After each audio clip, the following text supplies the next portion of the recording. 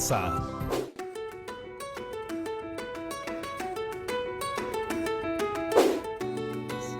A ver. Creo que le falta un poco más. Sí, un poco más. Y... Sí, ahora sí. Mi pelota está lista y ahora yo también. Hola chicas y chicos, les doy la bienvenida a una nueva semana en Aprende en Casa, una iniciativa del Ministerio de Educación para aprender y divertirnos desde nuestros hogares. Como siempre, antes de empezar con el programa, preparamos mente y cuerpo. Así que vamos con Activarte.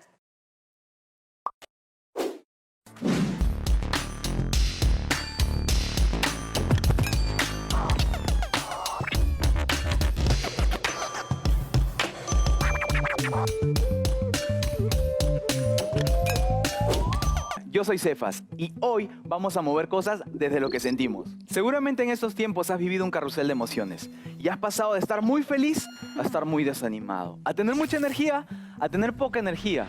Así que hoy vamos a usar nuestro cuerpo para expresar eso que sentimos y entender que está bien estar bien y que está bien no estar tan bien. Bien, vamos a hacer un calentamiento juntos. Me pongo de pie. Cuando yo diga 1, me voy a quedar de pie. Si yo digo 2, flexiono las rodillas, así. ¿Ok?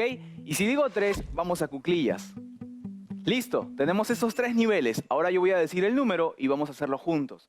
1, 2, 3, 3, 2, 1. Excelente. Ahora lo vamos a hacer más rápido. ¿Bien? Escucho el número y me pongo en la posición. 1, 2, 3, 1, 3, 2, 1, 2, 2, 2. Bien. Una vez más, un poco más rápido. Ahora solo lo voy a decir, lo vas a hacer tú en tu casa. 1, 2, 3, 2, 2, 3. Excelente. Date un aplauso ahí donde estás. Ahora vamos a representar una emoción que he vivido o sentido en estos últimos días en cada posición. Por ejemplo, cuando estaba en posición 1 o de pie, voy a recordar cuando estoy feliz, alegre, sonriendo. Cuando estoy en posición 2 y agachado, voy a recordar cuando estoy molesto, ¿sí? Así que de repente, ¿qué postura tiene mi cuerpo cuando estoy molesto? Y en posición 3, cuando estaba de cuclillas, voy a imaginar y recordar cuando estoy triste. Ahora lo vamos a hacer juntos. Bien, entonces estoy en posición 1 y voy a estar feliz. Voy a usar los brazos quizás para agregar y voy a sonreír. Me quedo ahí en posición 1 feliz. Bien, ahora voy a agacharme en posición 2 y voy a estar molesto. Moléstate donde estás, recuerda cuando te molestas. Excelente, ahora vamos a posición 3. Voy a estar en cuclillas y voy a estar triste. Quizás miro el piso un poco desanimado, desanimada. Bien, vamos a regresar. Entonces hago feliz, molesto, desanimado. Una vez más, feliz, molesto, desanimado. Bien, vamos a cerrar este ejercicio con una última respiración. Inhalamos, grande, por la nariz, aguantamos, eso es. Exhalo por la boca, abriendo los brazos, flexiono las rodillas, recojo, eso es. Te invito a que hagas este ejercicio cada vez que sientas una emoción y no sepas cómo expresarla. Nos vemos en una próxima. ¡Oye! ¿Y esa pelota? ¿Qué tiene? Creo que están hechas de lo que nosotras producimos. ¿Qué? Perdón, no te estoy siguiendo. Las pelotas tienen sustancias que vienen de alguna de nosotras. Las plantiquis. Ah, interesante. A ver, déjame consultar con Googleana. Hola, Googly. ¿Andas por ahí? Conectando, conectando. Por aquí ando. Sí. Hola, Googly. Por esas cosas de la vida, ¿tendrás almacenada por ahí alguna información sobre de qué está compuesta esta pelota? Según Plantiquis, son de origen vegetal. Creo que se refiere al caucho, un polímero elástico conocido como látex, del cual se hacen una serie de objetos tales como neumáticos y zapatos. ¿Caucho? ¿Polímero elástico? Es una emulsión lechosa en la savia de algunas plantas. Se le conoce como látex y en Perú se ha extraído por muchos años en la Amazonía. Cabe mencionar que el caucho ha sido recolectado por años por los propios pueblos indígenas del Amazonas, que lo llamaban cauchoc o árbol que llora, y lo solían utilizar mezclándolo con otras sabias y resinas para hacer vasijas o como acolchado para el mango de ciertos instrumentos.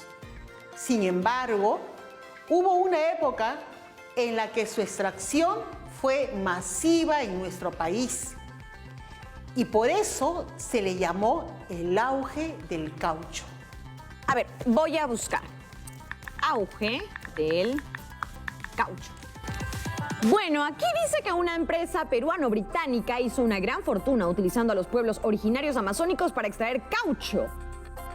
Entonces, ¿fue el boom del caucho una buena época realmente? ¿Buena para quiénes?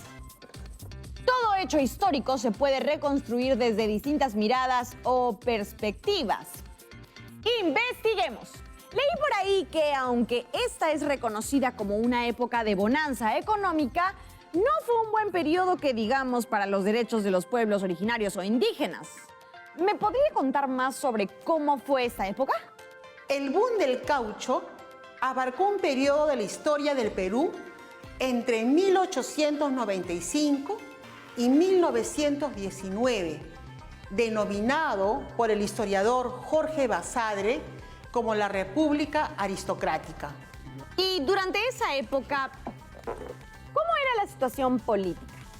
Se podría decir que el civilismo surgió de nuevo. Luego de poco más de una década de militarismo, un partido político ganó las elecciones y ocupó el gobierno.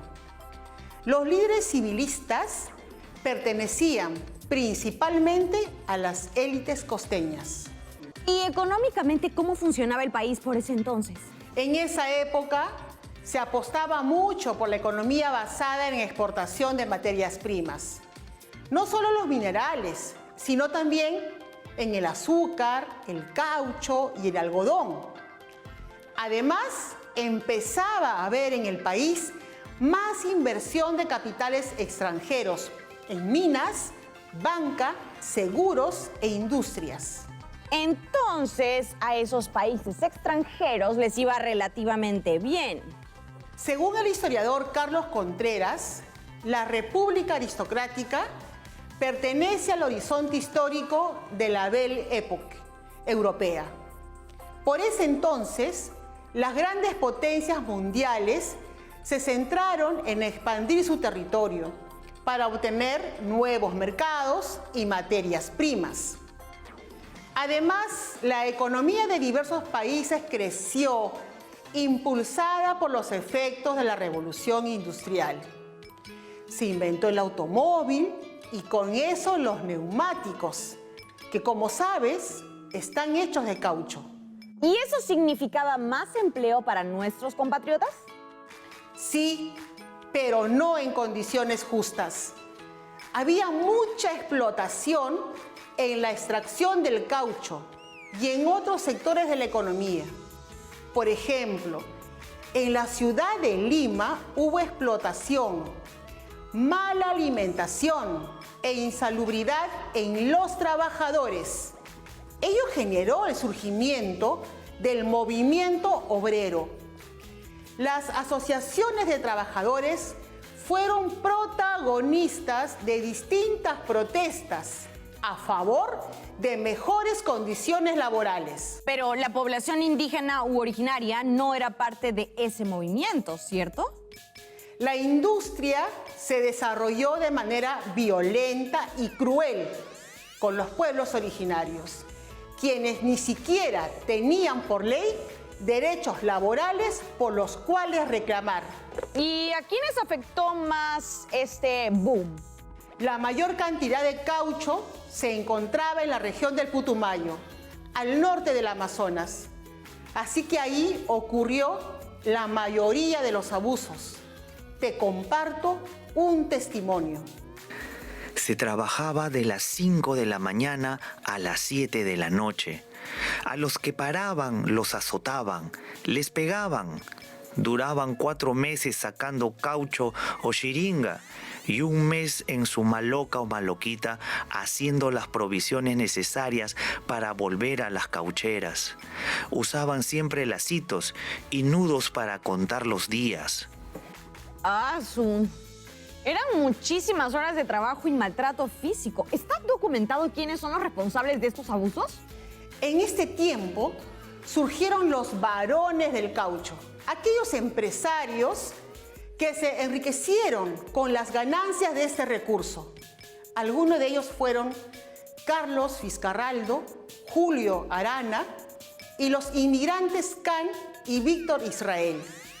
Cuando el auge del caucho terminó, ellos se quedaron con su dinero y al poblador indígena solo le quedaron los recuerdos de la explotación laboral, maltratos, muertes, desnutrición y enfermedades. A ver, me está diciendo que, pese a todo su esfuerzo, los pueblos originarios o indígenas no se beneficiaron económicamente de un recurso que estaba en su territorio.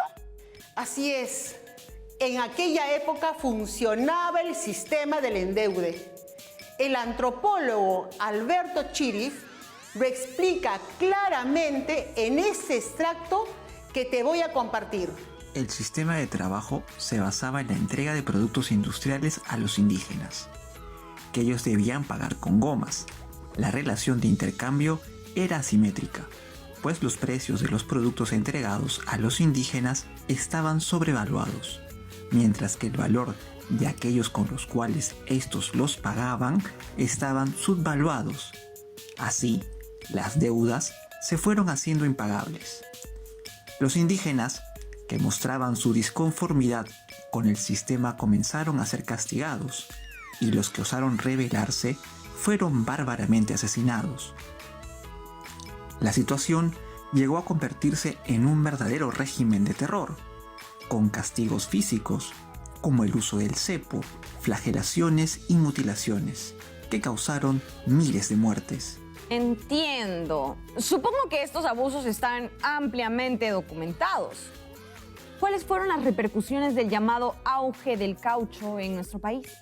Hacia 1910, el caucho llegó a representar el 30% del total de las exportaciones peruanas, lo que prueba que fue una actividad económica muy importante. Sin embargo, esta tuvo un alto costo social. Hubo una drástica caída demográfica de la población originaria o indígena debido a los abusos cometidos por los empresarios de la industria. ¿A qué te refieres con drástica caída demográfica? Se calcula que al comienzo de la explotación del caucho existían en la región del Putumayo alrededor de 50.000 personas pertenecientes a los pueblos Huitoto, Bora, Ocaína, Recígaro y Andoque. Actualmente esa población no pasa de 10.000 personas. ¿Y se llegó a sancionar a quienes cometieron estos abusos? Cuando el gobierno peruano y el Parlamento británico supieron de estos abusos, se inició un proceso de investigación. Sin embargo, no se llegó a sancionar a ninguno de los implicados en las atrocidades del Putumayo, pues los empresarios huyeron o se justificaron diciendo que no sabían lo que pasaba en la región. ¿Y cómo es que todo esto llega a su fin? El verdadero fin del auge del caucho y lo que verdaderamente salvó a los indígenas de la región fue la pérdida de interés del mercado mundial por las gomas naturales. Bueno, mucho por procesar, la verdad. Me he quedado impactada. Gracias por toda esta información. Hasta pronto. Luego de saber todo esto, me quedan algunas preguntas. Si finalmente no se sancionó a los culpables, ¿se puede decir que hubo justicia? ¿Qué cambió y qué continuó después de este periodo? ¿Han continuado los maltratos contra los pueblos originarios o indígenas en otras actividades? Creo que estas son preguntas que debemos responder en el año de nuestro bicentenario. Hablemos al respecto después de la pausa.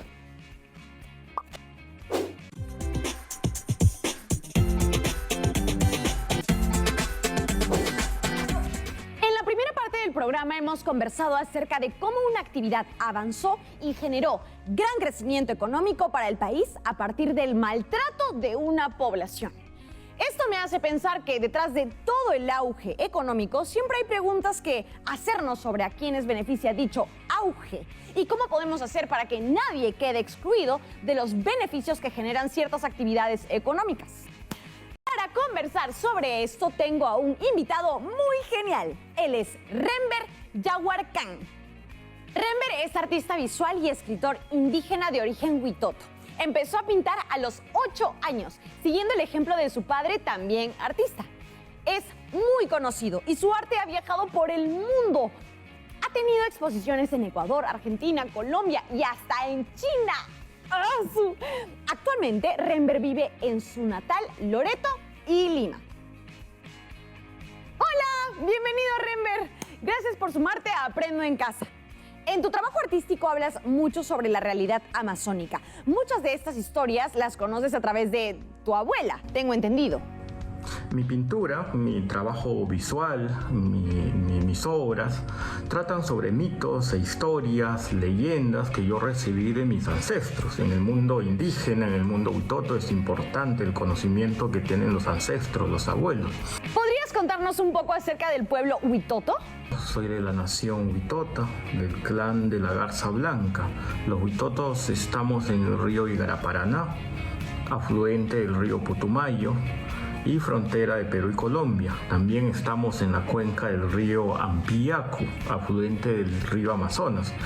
Esto es a unas 10 o 15 horas viajando por el río Amazonas hacia la triple frontera de Perú, Colombia y Brasil. Nuestra historia está íntimamente vinculada con hechos trágicos como la época del caucho. ¿Qué relatos has podido recoger y plasmar en tu arte en relación con los abusos cometidos contra las y los indígenas huitoto durante la época cauchera? Narran nuestros abuelos, narraba mi abuela Marta, por ejemplo, Marta López, que muchos niños fueron asesinados, muchos jóvenes, muchas mujeres fueron violadas, muchos hombres fueron ejecutados por los caucheros. Entonces esto es un hecho que hemos venido trabajando y hemos venido narrando, diciendo, contando en todas las oportunidades que hemos podido tener hasta ahora. Es una historia que necesita ser conocida por todos los peruanos. Hay quienes dirían que esto es parte de nuestra historia y que debemos avanzar para adelante. Sin embargo, hay muchas demandas aún insatisfechas cuando se trata de pueblos indígenas. En ese sentido, te quiero preguntar, ¿qué hace falta aún para poder decir que los derechos de pueblos indígenas son valorados y respetados? El Estado peruano tiene una deuda inmensa hacia las naciones boras, huitotas y yokainas que han sufrido la época del caucho, y en general tiene una deuda inmensa con el mundo indígena, porque el mundo indígena es una sociedad que ha estado acá antes de que existiera la República. En ese sentido, deberíamos nosotros gozar de muchos derechos que en estos momentos son privilegios solo de una parte de la sociedad peruana. Necesitamos acceso a salud, a una educación de calidad, necesitamos que nuestras demandas sobre la contaminación de los ríos, sobre la titulación de nuestro territorio, sobre la consulta previa, hay un sinfín de cosas que el Estado no cumple con las naciones indígenas y que debería cumplirla. Y creo que ese es un compromiso que debería llamarnos a todos los peruanos y peruanas, porque un derecho, sea quien sea, no debe ser negado a ninguna persona.